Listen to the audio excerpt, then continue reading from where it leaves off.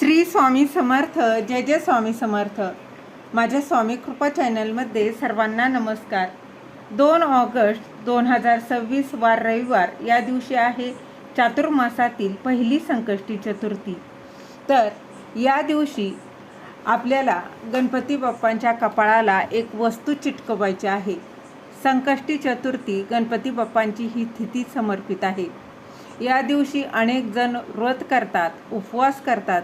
गणपती बाप्पांची या दिवशी पूजा उपासना केली तर गणपती बाप्पा आपल्या कितीही कठीणातील कठीण इच्छा असू द्यात ती नक्कीच पूर्ण करतो.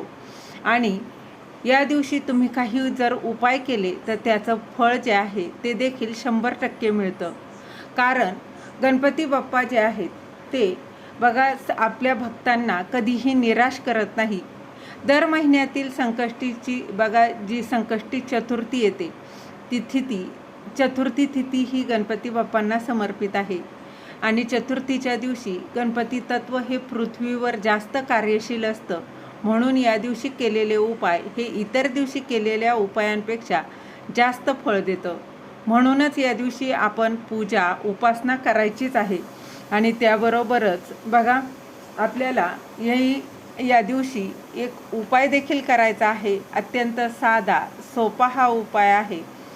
गणपती बाप्पांच्या कपाळाला एक वस्तू चिटकवायची आहे. परंतु कितीही बघा उपाय साधा असला सोपा असला तरी देखील तितकाच तो प्रभावी आहे.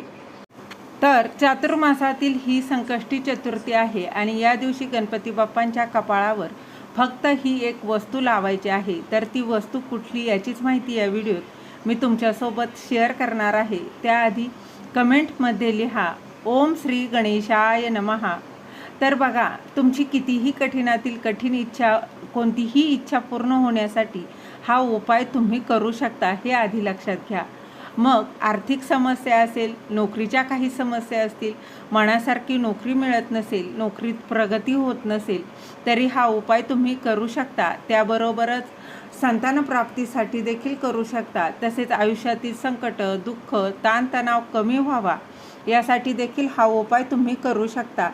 आणि त्याचबरोबर लग्नाविषयी काही समस्या असतील, जशा की लग्न जमत नसेल, विवाह लवकर व्हावा, मनासारखा जोडीदार मिळावा, त्यासाठी देखील हा उपाय अगदी स्त्री, पुरुष, वृद्ध, मुलं, मुली कोणीही करू शकता. हा उपाय जो आहे तो सलग तुम्हाला 21 दिवस करायचा आहे. बघा हा 21 दिवस उपाय केला तर अतिशय उत्तम त्याचं त्वरित फळ प्राप्त होत असतं. आणि बघा चातुर्मासातील ही पहिली संकष्टी चतुर्थी आहे आणि ही अत्यंत महत्त्वाची मानली जाते.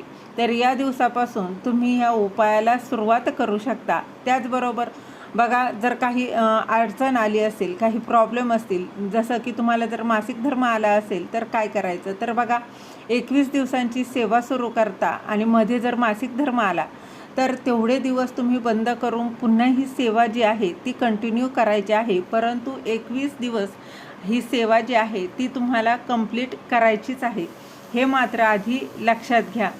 आणि तुम्ही कोणत्याही वेळेत करू शकता, सकाळ, दुपार, संध्याकाळ. मात्र एक लक्षात घ्या, पहिल्या दिवशी तुम्ही जी वेळ पाळणार आहात तीच वेळ तुम्हाला पूर्ण 21 दिवस निश्चित करायची आहे. म्हणजेच काय, तर बघा तुम्ही जर सकाळी करणार असाल तर सकाळी करू शकता, दुपारी करणार असाल तर सलग 21 दिवस दुपारी करायचे आहे, आणि सायंकाळी करणार असाल तर 21 दिवस तुम्हाला सायंकाळी करायचे आहे. आता थोडीफार वेळ जर इकडे तिकडे झाली तर चालणार आहे, परंतु अगदीच पहिल्या दिवशी सकाळी, दुसऱ्या दिवशी सायंकाळी असं करू नका. कुठलीही बघा जी शक्य असेल ती वेळ घ्या, सकाळ, दुपार, संध्याकाळ, आणि ती वेळ निश्चित करा आणि त्या वेळेत तुम्हाला हा उपाय जो आहे तो करायचा आहे.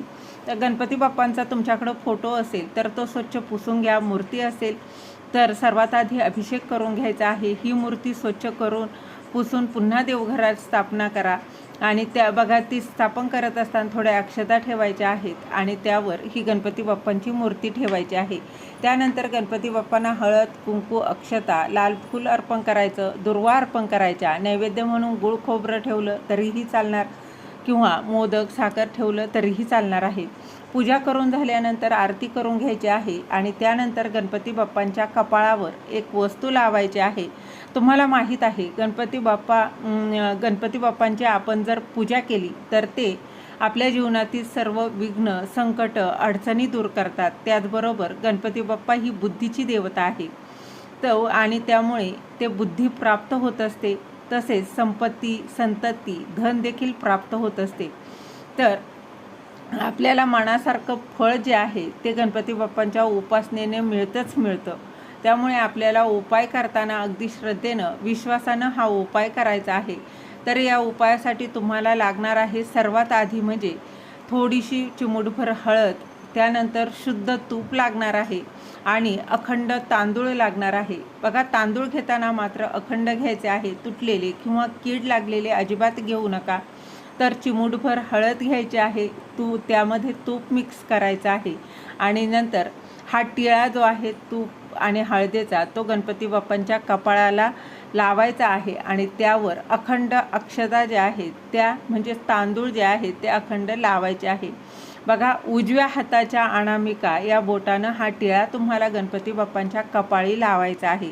आता अनामिका म्हणजे काय, तर करंगळीच्या बाजूचं जे बोट आहे त्यानं हा टिळा लावायचा आहे. तांदूळ बघा तुटलेले घ्यायचे नाही, हे आवर्जून लक्षात घ्या. अखंड तांदूळ जे आहेत ते चिटकवायचे आहे. मग ते कितीही चिटकले तरीही चालतील, 1 चिटकू द्या, 2 चिटकू द्या, काहीच हरकत नाही. तेवढे तांदूळ चिटकवायचे आहे आपल्याला. जेवढे बघा ते तांदूळ चिटकल्यानं काय होतं, तर आपल्याला सुख समृद्धी प्राप्त होते, संतान सुख मिळतं, अखंड सौभाग्य प्राप्त होतं. पहिल्या दिवशी विधिवत केलं आणि नंतर बघा सलग 21 दिवस फक्त हळद तूप मिक्स करून तुम्ही हा टिळा लावायचा आहे आणि अक्षता चिटकवायच्या आहेत तरी चालणार आहे. तर फक्त वेळ मात्र निश्चित करा आणि त्या वेळेतच हा उपाय तुम्हाला करायचा आहे. तुमच्या ज्या कितीही कठीणातील कठीण इच्छा ज्या आहे त्या नक्कीच पूर्ण होणार आहे. त्याचबरोबर तुम्ही जो कुठला गणपती बाप्पांचा तुम्हाला जो मंत्र येत असेल तर तो तुम्हाला म्हणायचा आहे. अगदीच रोज 1 वेळा तुम्ही गणपती अथर्वशीर्ष म्हटलं किंवा गणपती स्तोत्र जरी 1 वेळा म्हटलं ना तरी चालणार आहे. किंवा नाही काही शक्य झालं तर ओम गणगणपते नमः, ओम गणगणपते नमः या मंत्राचा 108 वेळा तुम्ही जप करू शकता.